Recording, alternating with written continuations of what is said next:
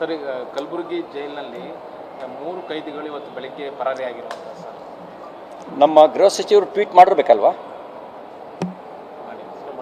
ಹಾಂ, ಅವರಿಗೆ ಬಹುಶಃ ಬ್ಯುಸಿಯಾಗಿರಬೇಕು, ಮರ್ತಿರ್ತಾರೆ. ನಾನು ಸಜೆಷನ್ ಕೊಡ್ತೀನಿ, ತಕ್ಷಣ ಗೃಹ ಸಚಿವರೇ ಟ್ವೀಟ್ ಮಾಡಿ. ಕಲಬುರಗಿ ನನ್ನ ಟೆರಿಟರಿ ಒಳಗಿಲ್ಲ. ಕಲಬುರಗಿನಲ್ಲಿ ಭ್ರೂಣ ನಾಪತ್ತೆ ಆದರೂ ನಂಗೆ ಸಂಬಂಧ ಇಲ್ಲ.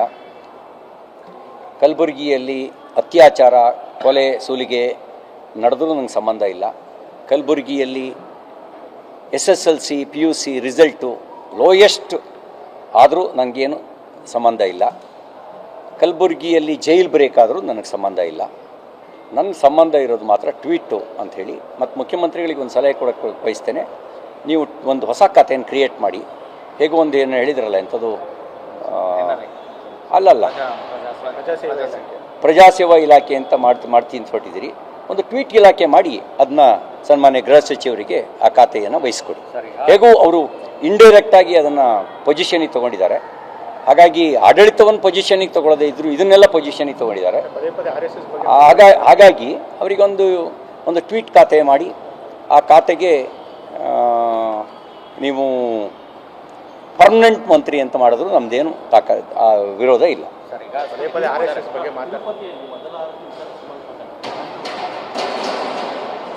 ನನಗೇನು ಈ ಮೊದಲ ಆರತಿ ಮಹಾರಾಜರ ಕಾಲದಲ್ಲಿ ಮಹಾರಾಜರಿಗೆ ಸಲ್ತಾ ಇತ್ತು ಅನ್ನೋದನ್ನು ನಾನು ಕೇಳಿದ್ದೇನೆ.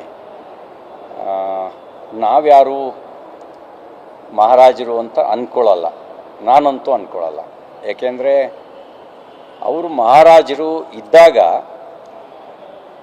ನಿಜವಾಗ್ಲೂ ಹೇಳಬೇಕು ಅಂತ ಹೇಳಿದ್ರೆ ಪ್ರಜಾ ಹಿತದ ರಾಜಕಾರಣ ಅವ್ರು ಮಾಡ್ತಾಯಿದ್ರು. ಈಗ ನಾವು ಪ್ರಜಾಪ್ರಭುತ್ವ ವ್ಯವಸ್ಥೆ ಒಳಗಿದ್ದೀವಿ.